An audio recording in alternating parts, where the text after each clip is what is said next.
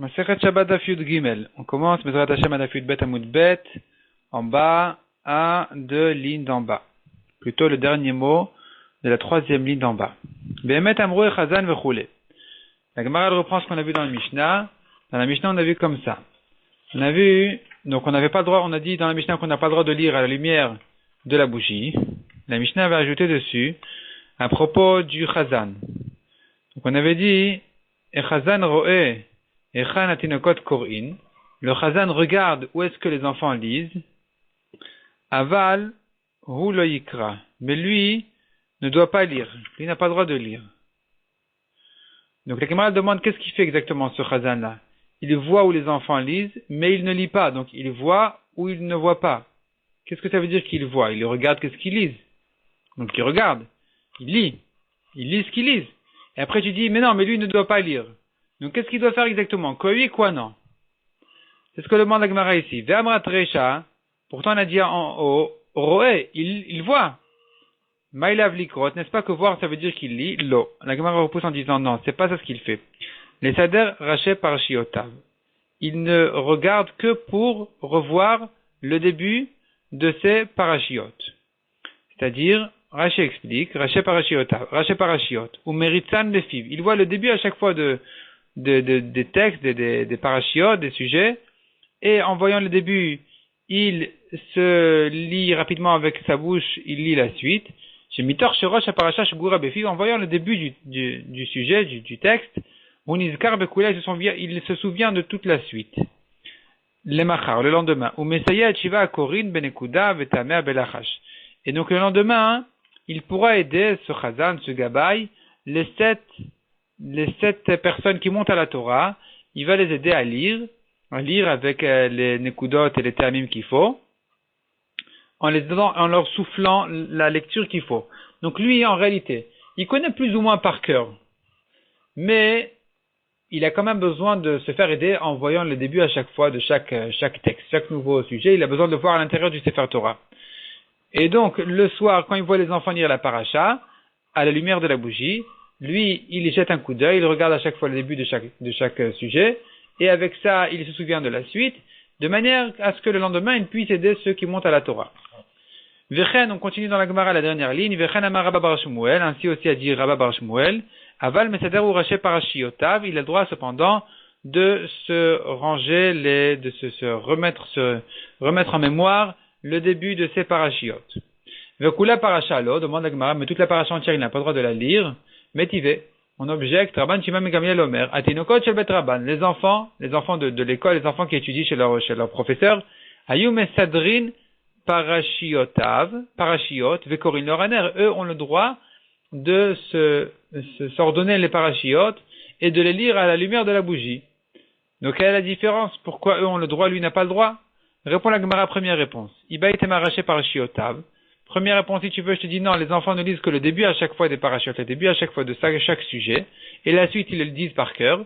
Veiba itema, si tu veux, je te dis, shan et tinokot, les enfants, c'est différent, il vemat rabban alehen, puisqu'il y a la crainte de leur professeur sur eux, le atil et atzlouye, ils ne vont pas en venir à pencher la bougie pendant Shabbat.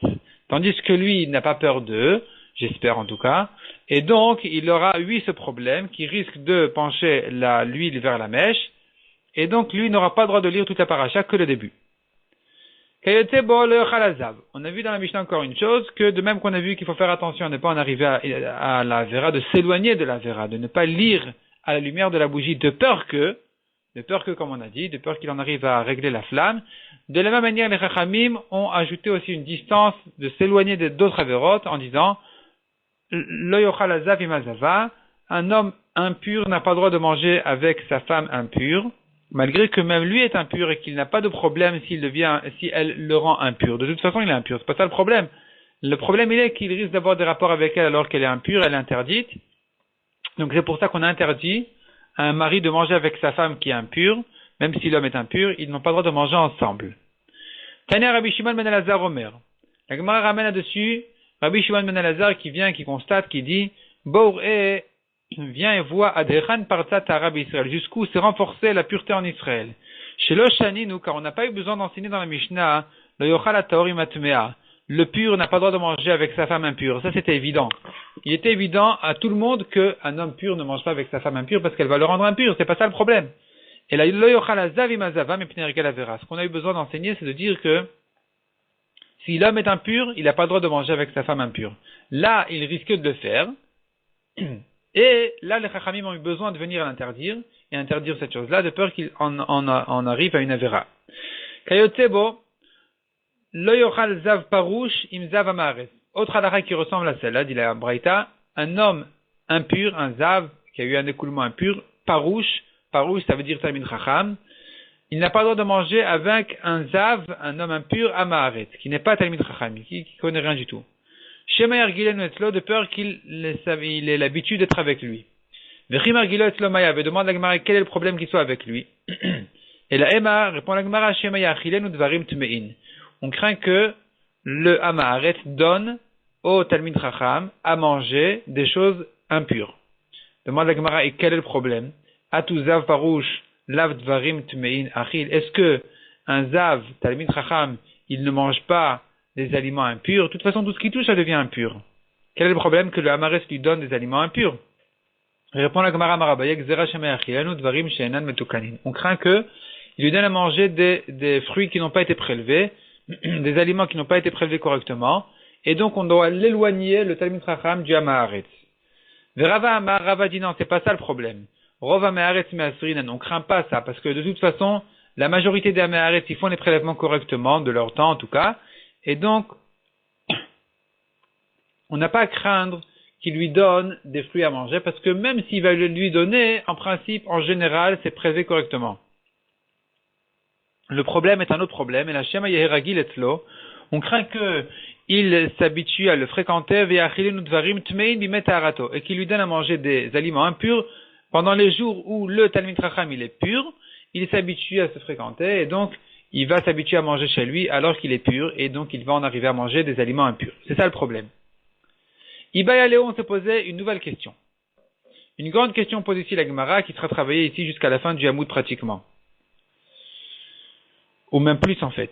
Nida Maouch et Tishanim Baala, qu'est-ce qu'il en est de permettre à une femme Nida d'aller dormir avec son mari, Hi Bevigda Veu Bevigdo. Elle habillée avec ses habits, et lui avec ses habits, à lui. Est-ce qu'on craint qu'ils en arrivent à une avéra ou pas? Donc on leur a interdit de manger ensemble. Est-ce qu'on va leur interdire de dormir ensemble alors qu'ils sont les deux habillés, oui ou non? Amar Rav Yosef Tashma, viens, écoute, première preuve, dit Rav Yosef. Haof, le poulet, Olei Magvina la Shulchan, monte avec le fromage sur la table, Veinon Echal, divrei Bet Shammai. Mais on n'a pas le droit de manger avec le fromage selon Bet Shammai. Bet Hillel omrim lo ole velo ne'echal. Selon Bet Hillel, on n'a pas le droit même de le monter sur la table, ni même de le manger, parce que on craint que s'il y a sur la table donc du poulet et du fromage, il risque de manger fromage et poulet ensemble. Donc on voit qu'il faut mettre une distance, il faut mettre une séparation. Ici aussi, on va interdire à ces gens-là, ce couple-là, d'aller dormir ensemble, même quand ils sont tous les deux habillés. Repousse la Gemara à la preuve en disant Shani Atam, des Lekadeot. Là-bas, il n'y a pas deux consciences différentes. Là-bas, il y a un homme qui est à table, il a devant lui poulet, il a devant lui fromage, il risque de tendre sa main de manger des deux espèces. Tandis qu'ici, il y a l'homme, il y a la femme, et chacun va rappeler à l'autre de s'éloigner en cas d'oubli.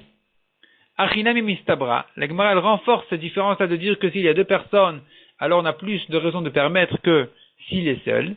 S'il y a deux consciences, c'est différent.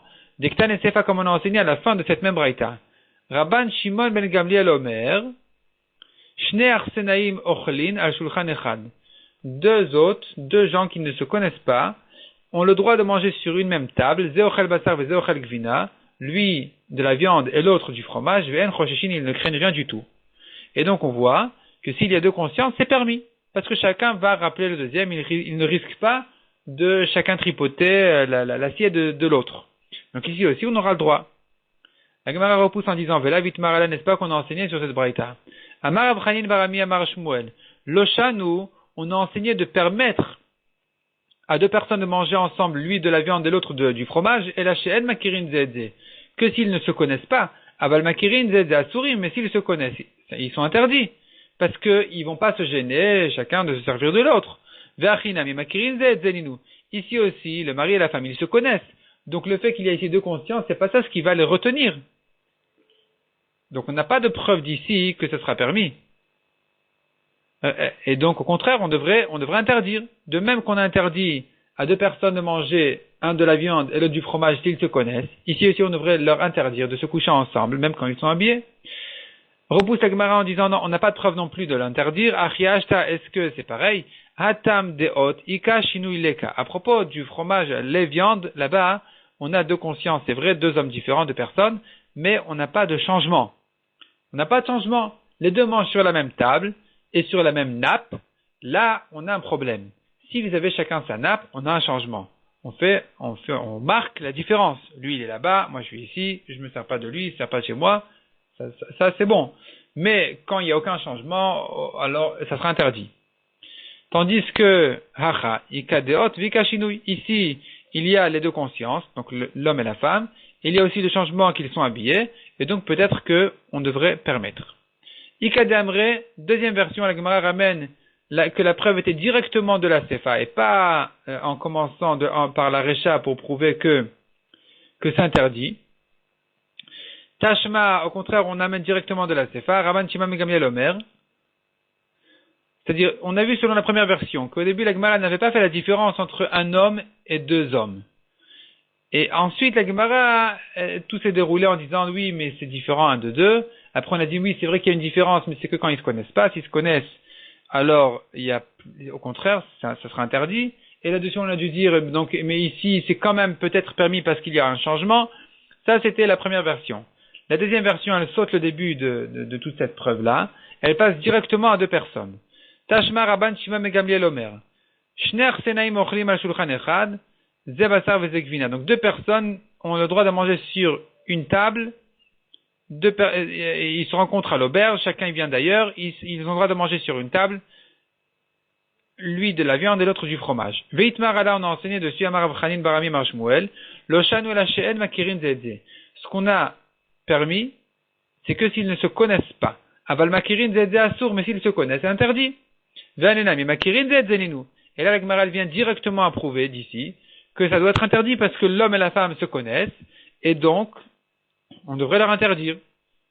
Répond la Gemara, hatam deot ika shinu leka. Il y a une différence, c'est que là-bas, à propos du lait viande, il y a deux consciences, ce sont deux amis, deux personnes différentes.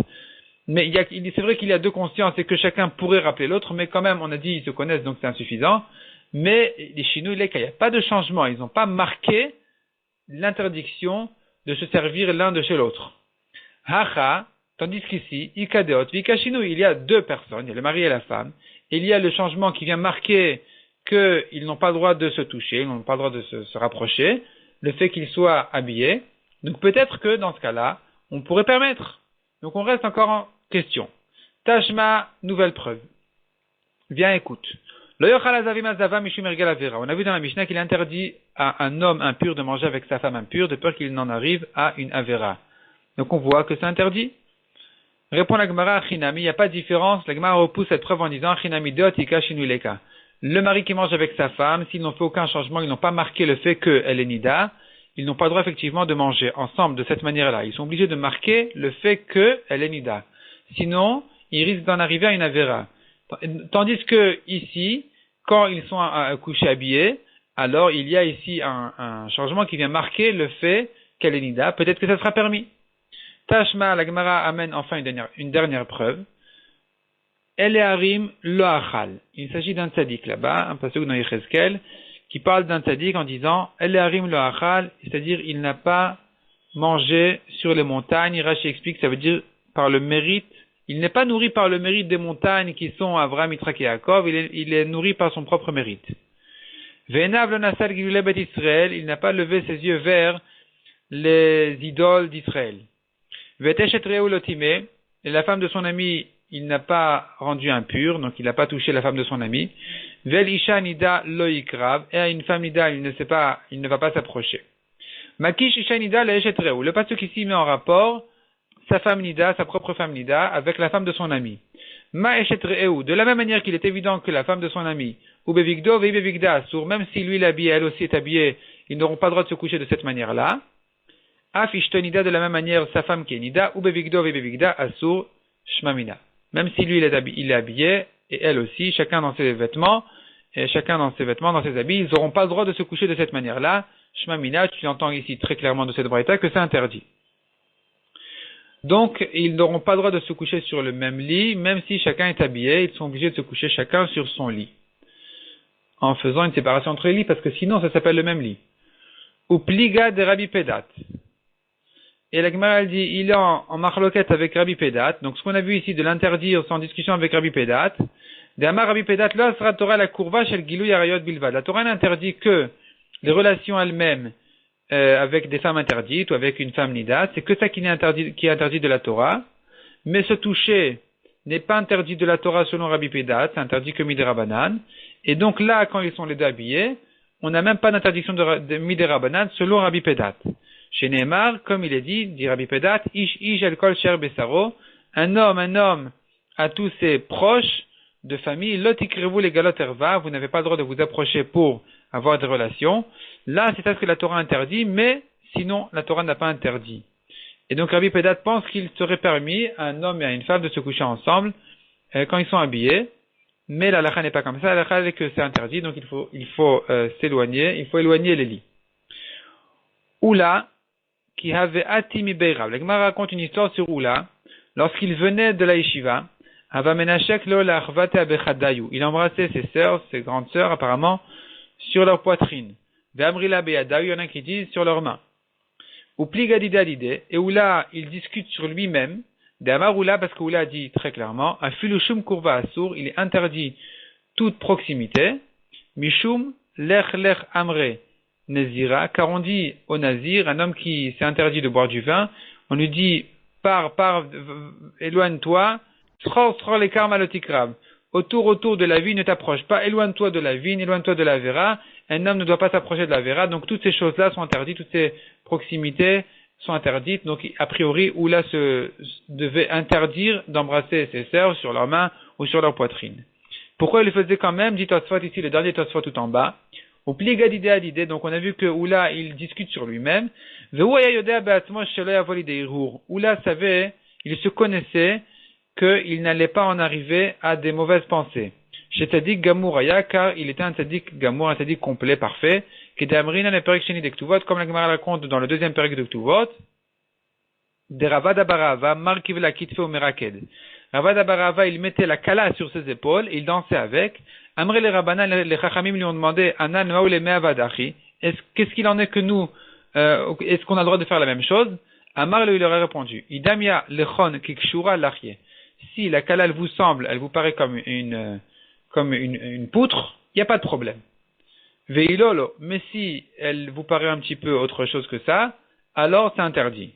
Vea Sefer, et la Gemara dit Tosfot, lochash lefaresh ou leharir kan la mayose. La Gemara ici n'a pas pris la peine d'expliquer et de se prolonger à expliquer pourquoi est-ce que Oula le faisait quand même. La Gemara a laissé les choses telles qu'elles sont. Donc finalement Oula interdit à quelqu'un qui n'est pas un tzaddik parfait, à quelqu'un qui risque d'en arriver à des mauvaises pensées, de se rapprocher, d'embrasser même, comme on voit ici, ses sœurs sur leur poitrine. Tane de Veliaou. La Gemara raconte encore une nouvelle histoire. Il y avait un Talmid Chacham, un élève qui avait beaucoup étudié des psukim, des mishnayot et même de la Gemara.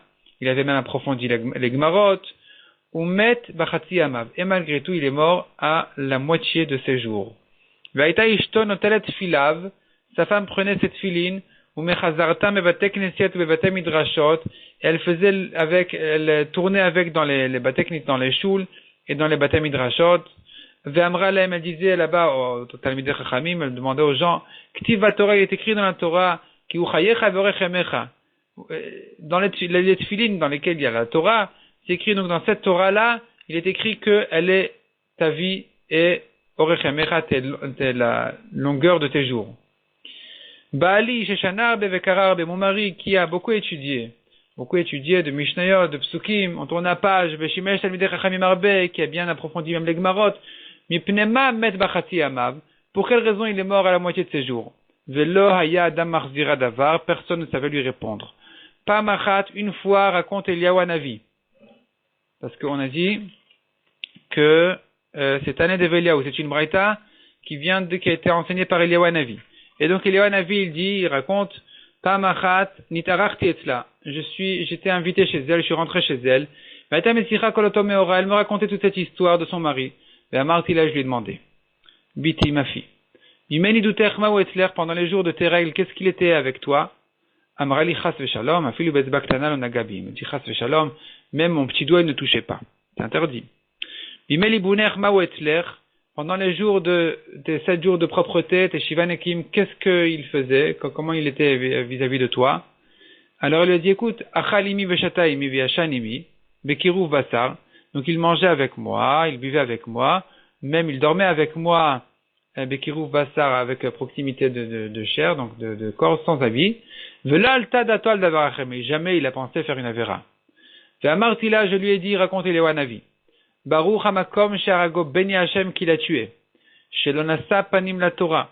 Hashem n'a pas favorisé ton mari vis-à-vis contre la Torah. Share amra Torah, la Torah a dit, ve'el isha benidatu mata, lotikrav, une femme. Share amra Torah, car la Torah a dit, ve'el isha benidatu mata, lotikrav, une femme pendant les jours de ses règles d'impureté, tu n'as pas le droit de t'approcher. Donc lui, il a transgressé ça, en ne s'éloignant pas pendant les jours même de propreté, alors qu'elle ne s'était pas encore trempée au mikvé. Enfin, elle n'avait pas terminé sa purification, et donc, il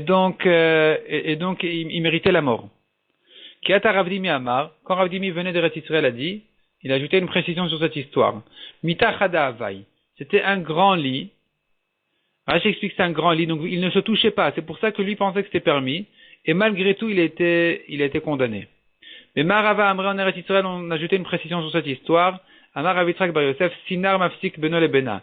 Elle portait un petit vêtement là-bas, et donc elle était quand même, il ne se touchait pas aux endroits plus couverts, donc il y avait un petit peu de séparation entre lui et elle, et c'est pour ça qu'il pensait que c'était permis, et malgré tout, il a été puni. Mishnah suivante. Ve'elu mina halachot, et celle-ci des halachot, Shamru Baliat Hanania ben Chizkia ben Garon, que on dit les chachamim au grenier à l'étage de Hanania ben Chizkia ben Garon, qui était un chacham. Shalou levakro, ils sont montés le visiter. Nimnu verabu bet Shammai bet Hillel. Ce jour-là, ils ont compté les chachamim, ils ont vu qu'il y avait plus de chachamim de chez Bet Shammai que de chez Bet Hillel. Le Shmona Asar Dvarim Gazru Bayom, et 18 décrets, ils ont décrété les chachamim ce jour-là. La Gemara pose ici une question un peu à savoir, de précision sur le mot Ve'elu mina halachot. Amar le Abaye le Rav Yosef. Abaye a demandé à Rav Yosef son maître. Elutnan ou Ve'elutnan. Est-ce que la Mishnah, il faut la dire Elu mina halachot ou Ve'elu? Est-ce que Elu, voici, celles sont des halachot, ou bien Ve'elu et les voici? Quelle est la différence entre Elu ou Ve'elu? La Gemara explique Ve'elutnan. Est-ce qu'on dit Ve'elu avec Vav, avec la lettre Vav, qui veut dire et voici la halachot? Hanede Amaran, celle qu'on a dite déjà. Donc les deux halachot qu'on a vu qui étaient de ne pas vérifier ses vêtements, comme on a dit, à la lumière de la bougie, et ne pas non plus lire à la lumière de la bougie, ça sont les halachot qui ont été dites là-bas chez Hanania ben Chizkia. O Elutnan, ou bien non, il faut dire pas Ve'elu mais Elutnan, des Bein Lemar Kaman, et ça se rapporte sur la halachot qu'on verra dans les Mishnayot suivantes. Tashma, viens, écoute. En Pauline Leoraner, Ven Corinne Leoraner. Donc, on cite ici les halachot qu'on avait vu déjà. On n'a pas le droit, comme on a vu, de vérifier ses vêtements à la lumière de la bougie, ni de lire à la lumière de la bougie. Ve'elu mina halachot, et celles-ci sont des halachot, chez Amrou Baliat Hanania ben Chizkia ben Garon, qui ont été dites à l'étage de Hanania ben Chizkia. Shmamina Ve'elutnan Shmamina. On entend ici clairement qu'il faut dire dans la Mishnah Ve'elu avec Vav, et que ça se rapporte sur même ces deux halachot ça se rapporte sur les halachot précédentes, qui elles ont été dites, elles ont été instituées et décrétées dans chez Hanania ben Chizkia ben Garon. Tanu Rabbanan, la Gemara ramène une nouvelle braïta. Mikatav Megillat Ta'anit. Qui est celui qui a écrit la braïta de Megillat Ta'anit? Alors, Megillat Ta'anit, qu'est-ce que c'est? Megillat Ta'anit, c'est une braïta qui ressemble à des Mishnayot. Voyons Rashi ici, à gauche. Megillat Ta'anit. Lefi sheshar kol Mishnah ou braïta, la yuktuvin. À l'époque, on n'écrivait rien du tout de la Torah orale, ni les Mishnayot, ni les braïtot. D'asur les kotvam, c'est interdit de les écrire. Vezu nirteva les zikaron, et cette braïta-là, elle a quand même été écrite pour s'en souvenir, la date, pour savoir Yamim Asurin Betanit, quels sont les jours qui sont interdits de jeûner. Lechach nikra Megillah, shekatuv b'Megillat Sefer. C'est pour ça qu'on l'appelait Megillat Ta'anit, parce qu'elle est écrite comme dans une Megillah, dans un livre. Et dans cette Megillat Ta'anit, dans cette braïta-là qui était écrite, alors qu'on n'avait pas l'habitude d'écrire des Mishnayot et des braïtot, là-bas on citait toutes les dates de l'année où ils ont eu des miracles et les Chachamim ont interdit de jeûner ces jours-là en souvenir des Nissim qu'ils ont eus. Et la question ici maintenant se pose, qui c'est qui a écrit cette Megillat Ta'anit? Amrou, on a dit, Hanania ben Chizkiya Vesiato, celui qui a écrit cette braïta de Megillat Ta'anit, c'est Hanania ben Chizkiya Vesiato et son assemblée, ses élèves ou ses amis qui étaient avec lui, Shayu Mechabevin et Tatzarot. Ils aimaient les tzarot, ils aimaient les détresses et problèmes, Rashi ajoute, Shenig Alin Mehen, qu'ils étaient délivrés de ces tzarot, de ces détresses-là, de ces problèmes. Ve'anes, je continue dans Rashi, Ve'anes Chaviv Alehen, et le miracle, il leur était spécialement précieux, les azkirot, de le souvenir, les chivroches à la Kadosh Baruch Hu, pour louer à Kadosh Baruch Hu. Et donc, je continue toujours dans Rashi, Ve'kotvin Yeme'anes la Satan Yom Tov, ils ont noté les jours de ces miracles-là pour en faire des jours de Yom Tov, Kegon, comme par exemple, Ilen Yomaya Yomin, de Lolit Anabeon, voici les jours où on n'a pas le droit de jeûner pendant ces jours-là, etc. C'est la braïta là-bas qui cite toutes les dates de l'année où c'est interdit de jeûner. Je reprends dans la Gemara. Amar Rabban Shimon ben Gamliel. Donc la ligne commence par les mots et atzarot. Amar Rabban Shimon ben Gamliel. Af anu mechabevin et atzarot. Même nous, on aime les histoires des délivrances, des détresses que Kadosh Baruch Hu nous délivre. On aurait vraiment voulu instituer ces jours-là comme des jours de Yom Tov. Aval manaseh, mais qu'est-ce qu'on peut faire? Shim banu lirtov enanu aspikin. Que si on commence à noter toutes les dates, tous les jours où on a des délivrances miraculeuses, on va pas terminer. Davar acher, deuxièmement, en shote nifga. Shote, c'est quelqu'un qui a perdu sa conscience. Il ressent pas ses détresses. Nous aussi, combien de miracles viennent sur nous et on ne les connaît même pas. Davar acher, troisièmement, en basar amet margish beizmel. La chair du mort ne ressent pas le couteau. Donc, quelqu'un qui est vivant encore, il ressent les détresses. Mais nous, on est tellement habitués dans cet exil de souffrir, qu'on ne ressent pas vraiment les douleurs, et donc on ne peut pas instituer comme ça de nouveaux jours de Yom Tov. Et ni la Gemara demande est-ce que c'est comme ça, la chair du mort ne ressent pas le couteau. Ve'amar Avitrak, kasha rima lamet, kemachat bivsarachai. Kasha est difficile, rima la vermine lamet pour le mort, kemachat comme l'aiguille, bivsarachai dans la chair du vivant. Chez Neymar, comme il est dit, ach besaro alavich av, venafsho alav teeval. Sa chair, elle, alavich av, il ressent sa douleur, venafsho et son âme alav teeval va s'endeuiller sur lui. Donc on voit que même le mort, il ressent le couteau. D'une certaine manière. Donc comment est-ce qu'on peut dire que la chair du mort ne ressent pas le couteau? Répond la Gemara, Ema en besaramet shebachai margish beizmel. La chair morte d'un homme vivant ne ressent pas la douleur du couteau. Donc nous aussi, on ne ressent pas vraiment les douleurs des détresses que nous rencontrons, qui viennent sur nous. Et donc, on ne peut pas instituer des nouveaux jours de Yom Tov.